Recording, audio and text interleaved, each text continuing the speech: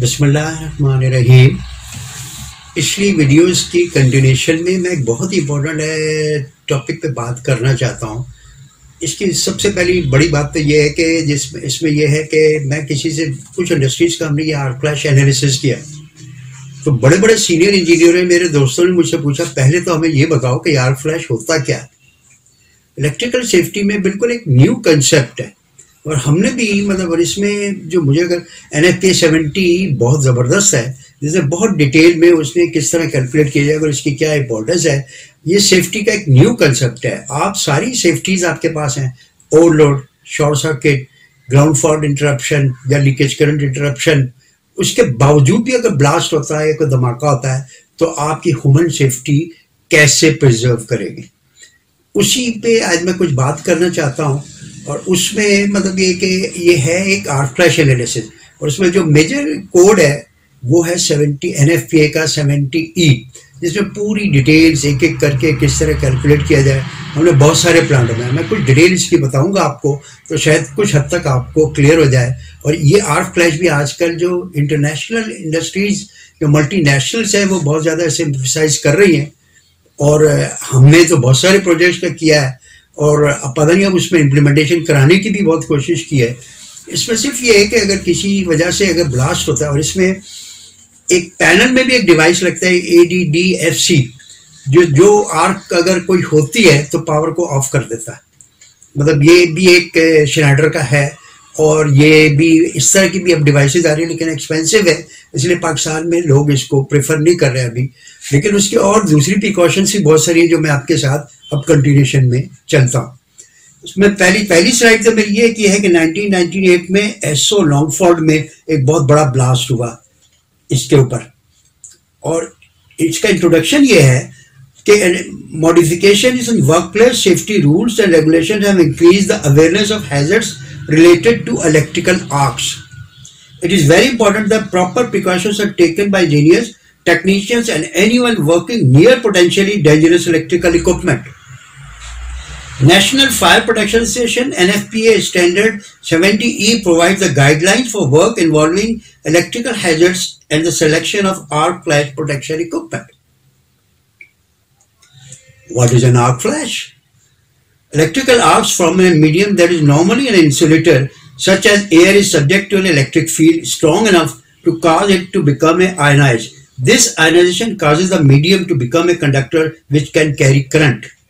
An arcing fault or electrical arc occurs when loose or corroded connections between one exposed live conductor to another or to ground make intermediate contact, causing sparking or arcing between the connections.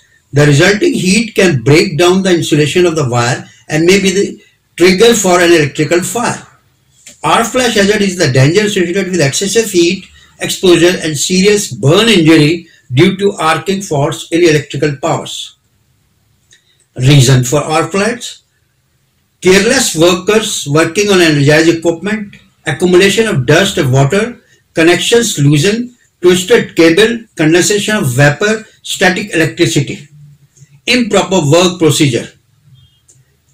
अब इस slide में अगर आप देख लें, arc और burn hazards कितने खतरनाक चीज है और बंदों की जानें भी इस तरह दुनिया में बहुत सारी जाती हैं। और इसी तरह इसमें दो तीन चीजें हैं कि इंसिडेंट एनर्जी के वर्किंग डिस्टेंस में अगर कैलोरीज पर सेंटीमीटर का एनर्जी है 1.3 to 8, तो इसमें degree of burn, second degree ignite cotton shirt and third degree burn to bare skin. इसके प्री रिक्वायरमेंट क्या है कि एम्प्लॉयर जो है carry out an evaluation of arc flash hazard and document the incident energy in calories per centimetre square, that is a worker may expose to arc heat on the face and chest.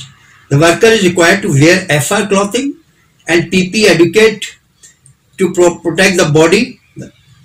The following are some of the main requirements for the use of PP in workplace. PP should cover all other clothing that can be deignited. PP should not restrict visibility and movement. Non-conductive protective headwear, eye protection is required. और इसकी prim requirement है कि flame resistant FR clothing को इस्तेमाल किया जाए. Leather FR gloves are required. ये जैसे स्लाइड में आपके सामने मैं आपको दिखा रहा हूँ. और इसकी ये रिस्क कैटेगरी है 0 से लेकर 4 तक. ये स्लाइड में भी आपको बताया उसमें कौन कौन सी PP को प्रीफर किया जाए. उसके बाद एक और ये चार्ट है जिसमें आर्क फ्लैश बाउंड्रीज लिमिट दी है कि अगर वोल्टेज इस लेवल की हो तो कितने करीब डिस्टेंस तक मैं जा सकता हूँ, आर्क के पॉइंट तक, पॉइंट ऑफ इग्निशन तक मैं जा सकता हूँ, और इतना डिस्टेंस मैंने मेंटेन करना है जब भी मैं कोई वर्कर। और ये नॉर्मली ये फिनोमेना है आपके लाइव पैनल्स पे, तो अगर आपने ये डिस्टेंस मेंटेन करना जरूरी है, नहीं तो प्रोटेक्टिव क्लॉथिंग के साथ ही इंटर हो। और इसमें कैलकुलेट किस तरह किया जाए, practical steps to arc flash assessment, collect the system and installation data, determine the system modes of operation, prepare single line diagram of the system, determine the voltage fault currents, जो सबसे मुश्किल काम है इसके अंदर, determine the arc fault currents, find the protective device characteristic and duration of the arcs, document the system voltage and classes of equipment, select the working distances, determine the incident energy for all equipment, determine the flash protection boundary for all equipment।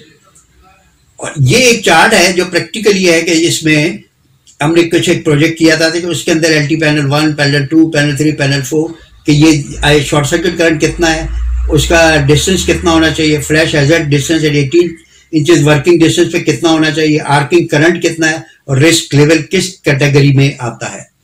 ये कुछ sites हमने किए हैं और हमने यहाँ बहुत सारी इंडस्ट्री में ये प्रोजेक्ट्स किए भी हैं और इसकी प्रिकॉशंस भी किए हैं, और हमने कोशिश की है कि इसके ऊपर जो है ना क्या कहते हैं हम लोगों को अवेयरनेस पैदा कर सके। और ये एक छोटी सी आपके साथ भी एफर्ट है कि इसमें भी एक एफर्ट, इसमें बहुत ही मतलब केयरफुली मतलब हर आप इंडस्ट्री में अपनी अपनी इंडस्ट्री में ये कर सकते हैं। अगर इसमें कोई गाइडेंस चाहिए तो मैं हाजिर हूँ। शुक्रिया।